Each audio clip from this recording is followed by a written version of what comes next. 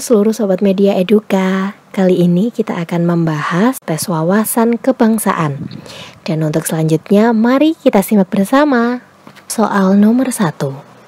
Wujud bela negara seorang pelajar di luar negeri adalah A. Menuntut gaji kepada pemerintah, B. Mengembangkan ilmu pengetahuan, C. Memperoleh pendidikan, D. Ikut serta dalam menjaga keamanan masyarakat, E. Berpegang teguh pada pedoman Pancasila. Pembahasan. Bentuk bela negara yang dapat dilakukan oleh pelajar di luar negeri dapat diwujudkan dengan perilaku menuntut ilmu dan mengembangkan ilmu pengetahuan agar bisa diterapkan di dalam negeri untuk kemaslahatan masyarakat secara luas. Jadi jawaban yang benar adalah poin B, yakni mengembangkan ilmu pengetahuan. Soal nomor 2. Selain rasa cinta terhadap bangsa, upaya bela negara harus berdasarkan rasa kesetiaan. Berikut ini bentuk kesetiaan terhadap bangsa dan negara nampak pada A. Mengikuti upacara kemerdekaan, B. Skeptis pada perubahan zaman agar budaya tidak tergerus, C. Membiarkan pengaruh asing yang mengancam ideologi, D. Mengembangkan budaya-budaya asing yang lebih baik, E. Lebih memilih kualitas produk luar negeri dibandingkan mencoba produk dalam negeri. Pembahasan. Dalam kegiatan upacara kemerdekaan, rasa cinta terhadap bangsa akan tumbuh dan terjaga. Selain itu, kesetiaan terhadap bangsa juga ikut berperan, karena upacara kemerdekaan menampilkan segala bentuk perjuangan rakyat Indonesia dalam memperjuangkan kemerdekaan agar negara tidak dijajah kembali.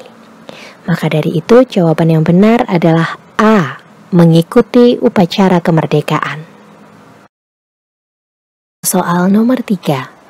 Jika negara dalam keadaan darurat dan genting akibat serangan musuh, maka sikap yang harus ditunjukkan adalah A. Menunggu perintah dan permintaan pemerintah, B. Ikut berjuang dan mempertahankan negara jika banyak yang ikut serta, C. Membiarkan saja karena bukan kewenangan rakyat, D. Berperan aktif dalam upaya pembelaan negara dengan penuh kesadaran, E. Mengambil manfaat dari situasi yang ada. Pembahasan. Cukup jelas bahwa sikap yang harus ditampilkan ketika negara dalam situasi genting adalah berperan aktif dalam upaya pembelaan negara dengan penuh kesadaran karena rakyat adalah komponen cadangan dalam usaha pertahanan dan keamanan negara. Oleh karena itu, jawaban yang tepat adalah D. Berperan aktif dalam upaya pembelaan negara dengan penuh kesadaran. Soal nomor 4. Dasar negara Indonesia dalam mengupayakan bela negara dilandasi dengan asas A. Kekeluargaan, B. Keadilan, C. Demokrasi, D. Monopoli, E. Kemakmuran. Pembahasan. Bela negara yang diupayakan oleh negara Indonesia berdasarkan Pancasila dan dilandaskan dengan asas demokrasi. Untuk ini, jawaban yang benar adalah C. Demokrasi. Soal nomor 5. Berikut ini yang termasuk dalam sikap patriotisme adalah A. Rela berkorban demi kesejahteraan keluarga, B. Menghargai perbedaan demi persatuan dan kesatuan, C. Memberikan harta benda kepada negara, D. Terdepan dalam menantang negara penjajah, E. Mengedepankan keseimbangan hak dan kewajiban. Pembahasan. Dari pilihan jawaban di atas, sikap patriotisme paling tinggi adalah menentang segala bentuk penjajahan di atas dunia. Sehingga jawaban yang benar adalah poin D, terdepan dalam menantang negara penjajah. Soal nomor 6. Undang-undang yang mengatur tentang usaha pembelaan dan pertahanan negara diatur dalam A. Undang-Undang Nomor 32 Tahun 2004, B. Undang-Undang Nomor 3 Tahun 2002, C. Undang-Undang Nomor 3 Tahun 2004, D. Undang-Undang Nomor 32 Tahun 2002, E. Undang-Undang Nomor 2 Tahun 2002. Pembahasan. Undang-Undang Nomor 3 Tahun 2002 mengatur tentang pertahanan negara. Isi dalam undang-undang tersebut mencakup pengertian, peran, bentuk, serta ketentuan bagi seluruh warga negara dalam usaha pertahanan dan pembelaan negara. Untuk ini, jawaban yang benar adalah B. Undang-Undang Nomor 3 Tahun 2002. Soal nomor 7. Hakikat penyelenggaraan pertahanan negara didasarkan oleh A. Kesadaran atas hak dan kewajiban negara, B. Kemampuan rakyat perlu pelatihan khusus, C. Pelaksanaan Undang-Undang Dasar 1945 sebagai kewajiban dasar warga negara, D. Ideologi Pancasila yang menjadi sumber kekuatan bangsa, E. Kemampuan aparatur negara atau militer dan sumber daya nasional. Pembahasan. Berdasarkan hakikat pertahanan negara yang dicantumkan dalam Undang-Undang Nomor 3 Tahun 2002, hakikat pertahanan negara didasarkan pada kesadaran atas hak dan kewajiban warga negara, serta keyakinan pada kekuatan sendiri. Sehingga jawaban yang benar adalah poin A, kesadaran atas hak dan kewajiban negara. Soal nomor 8. Salah satu sifat usaha mempertahankan negara adalah bersifat semesta. Maksudnya adalah A. Melibatkan alam semesta, B. Dilakukan secara alami, C. Mempergunakan sumber daya alam seluruhnya, D. Keikutsertaan seluruh rakyat dan sumber daya nasional, E. Tidak memandang latar belakang dalam pembelaan negara. Pembahasan. Pengertian semesta dalam usaha bela negara adalah keikutsertaan seluruh rakyat dan penggunaan segala kekuatan dari sumber daya nasional. Untuk ini, jawaban yang benar adalah D. Keikutsertaan seluruh rakyat dan sumber daya nasional. Soal nomor 9. Proses perjuangan kemerdekaan sampai pada titik yang membahagiakan untuk mendirikan negara yang berdaulat, merdeka, dan harus mempertahankan, memiliki arti bahwa A. Bela negara merupakan amanat para pendiri bangsa, B. Bela negara adalah cara mencapai tujuan, C. Bela negara merupakan esensi yang hidup dalam nadi warga negara, D. Bela negara dapat mempersatukan keberagaman, E. Bela negara dapat merenggut kemerdekaan secara mutlak. Pembahasan. Memperjuangkan kedaulatan negara memiliki arti bahwa usaha pembelaan negara merupakan amanat dari para pendiri negara sebagai pahlawan dalam memperjuangkan kemerdekaan, dan harus diisi dengan upaya pembelaan terhadap kemerdekaan demi menjaga kedaulatan. Sehingga jawaban yang paling tepat adalah poin A. Bela negara merupakan amanat para pendiri bangsa. Soal nomor 10. Negara menjamin kepada warga negara Indonesia untuk ikut serta bergabung dalam usaha pembelaan negara. Perwujudan tindakan tersebut pada era saat ini adalah A. Menciptakan lagu bela negara, B. Mendaftarkan diri menjadi anggota TNI atau Polri, C. peduli terhadap ideologi agar tetap terjaga keasliannya. D. Meningkatkan kemampuan dan keterampilan. E. Ikut serta dalam organisasi masyarakat manapun. Pembahasan. Upaya bela negara masa kini nampak pada cita-cita generasi muda untuk ikut serta menjadi anggota TNI dan Polri sebagai perwujudan nyata dalam bela negara. Untuk ini jawaban yang paling tepat adalah poin B, mendaftarkan diri menjadi anggota TNI atau Polri. Tembak-menembak antara pasukan pemberontak dan aparat keamanan terjadi dini hari. Makna perulangan pada kalimat di atas sama dengan makna perulangan pada kalimat A. Gadis itu melambai-lambaikan tangannya ke arahku. B. Para siswa menari-nari keriangan setelah mengetahui dirinya lulus ujian. C. Kedua remaja itu hanya dapat berpandang-pandangan tanpa berkata-kata. D. Tampaknya anak itu memata-matai kami sejak dini. E. Kedua remaja yang baru bertemu itu berlari-larian di pantai. Pembahasan. Tembak-menembak termasuk kata ulang yang menyatakan saling. Makna perulangan pada kalimat di atas sama dengan perulangan pada kalimat kedua remaja itu hanya dapat berpandang-pandangan tanpa berkata-kata. Jadi jawaban yang benar adalah C.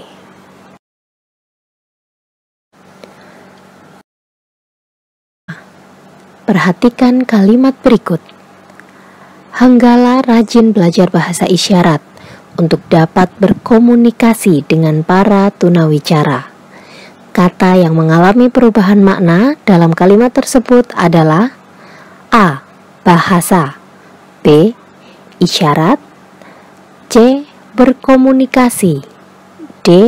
Para, E. Tunawicara. Pembahasan. Ameliorasi adalah perubahan makna suatu kata menjadi lebih sopan atau lebih halus. Dari kata yang digunakan sebelumnya, kata tunawicara merupakan contoh kata yang mengalami ameliorasi. Sehingga jawaban yang tepat adalah E. Atas perhatiannya kami ucapkan terima kasih. Ketidaktepatan penutup surat lamaran di atas adalah penggunaan kata A. Kami, B. Nya, C. Atas, D. Kami dan nya, E. Atas dan kami. Pembahasan. Kesalahan pada kutipan tersebut adalah kata nya. Seharusnya diganti menjadi orang yang dituju, seperti bapak atau ibu, saudara atau saudari. Sehingga jawaban yang paling tepat adalah jawaban B. Simaklah paragraf berikut. Bella adalah seorang mahasiswa cantik dan anak orang kaya. Sayang, ia terlalu tinggi hati. Ia tidak mau berteman dengan sembarang orang, apalagi bila tidak setingkat dengan keadaan dirinya. Karena itu, ia dibenci teman-temannya. Makna frasa tinggi hati dalam paragraf tersebut adalah A. Pelit, B. Jahat, C. Dengki, D. Kejam, E. Sombong. Pembahasan. Ungkapan adalah rangkaian dua kata atau lebih yang menghasilkan makna baru yang biasanya bermakna kiasan. Makna ungkapan akan mudah dipahami dengan membaca konteks kalimat yang menyertainya. Jadi, makna ungkapan tinggi hati dalam kalimat tersebut adalah sombong. Jawaban yang tepat adalah E. Penulisan kata berhomofon yang tepat di bawah ini adalah A. Apel dengan apel, B. Tifa dengan tipa, C. Bank dengan bank. D. Bisa dan bisa. E. Ubi dengan ubi. Pembahasan. Homofon adalah kelompok kata yang penulisannya tak sama namun sama pelafalan bunyinya, yakni bank dengan akhiran G dan bank dengan menggunakan akhiran K. Sehingga jawaban yang paling tepat adalah C, bank dengan bank. Penggunaan kata ganti orang kedua tunggal yang tepat berikut ini adalah A. Kamu memiliki kesempatan untuk memiliki hadiah ini. B. Kalian akan mengikuti perlombaan bulu tangkis nasional. C. Saya memiliki cita-cita menjadi guru. D. Kegiatan tes CPNS diikuti oleh mereka. E. Kita mengikuti liburan gratis ke Singapura. Pembahasan. Kamu memiliki kesempatan untuk memiliki hadiah ini. Kata ganti orang kedua tunggal adalah kau, kamu, dikau. Sehingga jawaban yang tepat adalah A. Kamu memiliki kesempatan untuk memiliki hadiah ini. Penggunaan tanda baca koma yang tepat pada kalimat di bawah ini yaitu A. Noni juga membaca buku berjenis fiksi ilmiah. B. Lani dan Lina merupakan saudara yang memiliki hobi membaca. C. Tak hanya itu juga merupakan sebuah kewajiban. D. Ibu dan ayah menuju rumah paman di desa sebelah. E. Andi membeli kaos, topi, dan celana untuk dipakainya pada hari Lebaran. Pembahasan. Tanda baca koma digunakan untuk menuliskan pemberian. Andi membeli kaos, topi, dan celana untuk dipakainya pada hari Lebaran. Sehingga jawaban yang tepat adalah E. Majas yang digunakan untuk menuliskan kata benda yang diibaratkan hidup layaknya seperti tubuh manusia. Pada kalimat cahaya mentari menyapaku pada pagi yang cerah ini, yaitu majas A. Personifikasi. B. Alegori. C. Metonimia. D. Hiperbola. E. Perbandingan. Pembahasan. Pada kalimat cahaya mentari menyapaku pada pagi yang cerah ini, majas yang dipakai adalah personifikasi, karena mentari atau matahari dianggap dapat menyapa layaknya manusia. Sehingga jawaban yang paling tepat adalah A.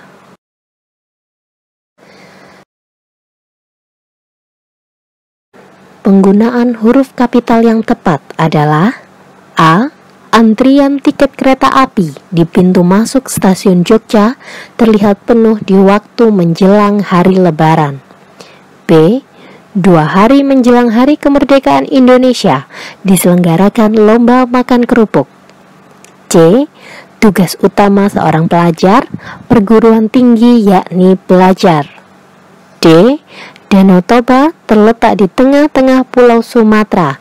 Terdapat cerita rakyat yang berkembang di sekitarnya dan Pulau Samosir. E. Sewaktu Bibi Fabiola pergi ke Medan, beliau membeli oleh-oleh khas. Pembahasan. Danau Toba terletak di tengah-tengah Pulau Sumatera. Terdapat cerita rakyat yang berkembang di sekitarnya dan Pulau Samosir. Huruf kapital digunakan untuk menuliskan awal kalimat, nama orang, dan nama geografis. Sehingga jawaban yang paling tepat adalah D. Berikut ini adalah penggolongan jenis kata yang tepat untuk kata membaca adalah A. Adverbia atau kata keterangan. B. Verba atau kata kerja. C. Adjektiva atau kata sifat. D. Preposisi. E. Nomina atau kata benda. Pembahasan. Kata membaca adalah jenis kata verba atau kata kerja yang artinya melakukan tindakan baca. Sehingga jawaban yang paling tepat adalah B, verba atau kata kerja. Nah, Sobat Media Eduka, demikian tadi telah kita bahas tes wawasan kebangsaan. Semoga bermanfaat dan sampai jumpa lagi pada materi-materi selanjutnya.